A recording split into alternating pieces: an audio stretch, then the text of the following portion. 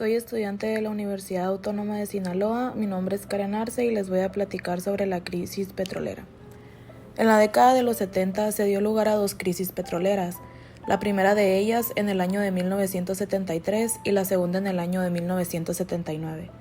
Dichas crisis fueron generadas por los diversos intereses y objetivos que se manejaban entre los países miembros de la Organización de Países Exportadores de Petróleo, las compañías petroleras más importantes del mundo y los principales países compradores como los Estados Unidos. La OPEP era un grupo de 12 países, incluyendo 7 naciones árabes, pero también otros grandes exportadores de petróleo del mundo en desarrollo. Se formó el 18 de septiembre de 1970 para protestar contra la presión de las grandes compañías petroleras, que pretendían reducir los precios recortando los pagos a los productores. Inicialmente, funcionaba como una unidad de comercio informal encargada a la venta de petróleo de los países desarrollados. Limitaba sus actividades a incrementar los beneficios de la venta del crudo a las compañías de Occidente y mejorar el control sobre los niveles de producción. Sin embargo, a principios de 1971 empezó a mostrar su fortaleza.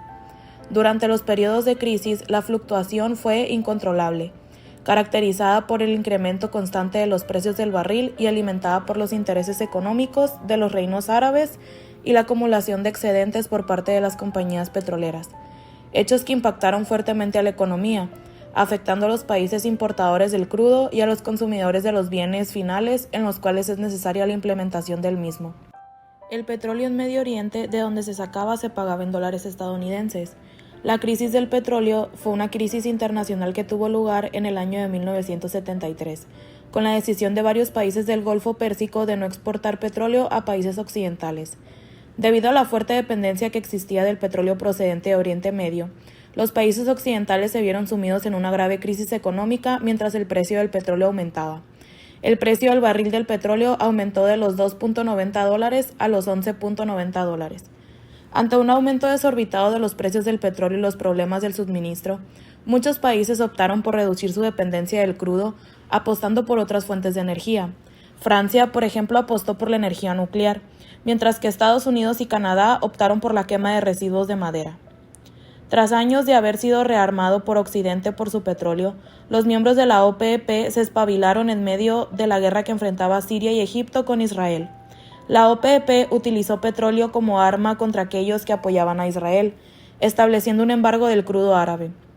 Mientras tanto, muchos países de la OPEP que se hallaban en vías de desarrollo nacionalizaron las empresas petrolíferas y vieron cómo sus ingresos públicos aumentaban notablemente.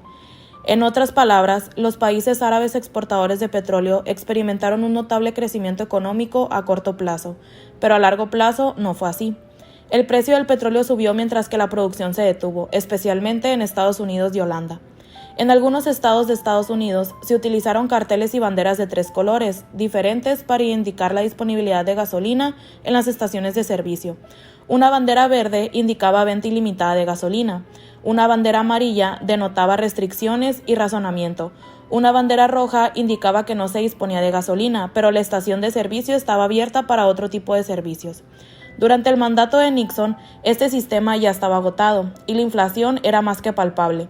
Por esa razón, Nixon abandonó el premio del patrón de oro en 1973, provocando una devaluación del dólar de un 8%, generando así la crisis. Ese mismo año, Nixon nombró a William E. Simon como el primer director de la Oficina Federal de Energía, esto en un intento para reducir el consumo de gasolina. En 1974 se estableció un límite máximo de velocidad de 55 millas por hora, unos 90 kilómetros por hora aproximadamente, mediante la Ley de Emergencia de Ahorro de Energía en Autovías. Como hemos visto, la crisis del petróleo sirvió para desenmascarar muchos de los problemas económicos que el país llevaba décadas arrastrando, y las políticas de Estado simplemente se dedicaban a paliar. Algunos de los problemas estructurales, como la tendencia a la inflación, la dependencia del empleo sobre el crecimiento económico o la falta de inversión en la investigación científica, han seguido lastrando el desarrollo de distintos países. Ya durante el año de 1975, el Congreso de Estados Unidos aprobó una serie de medidas por las que 3 de las grandes fábricas de automóviles pusieron en marcha la reducción de los tamaños de los autos para que tuvieran un consumo máximo de 9 litros a los 100 kilómetros.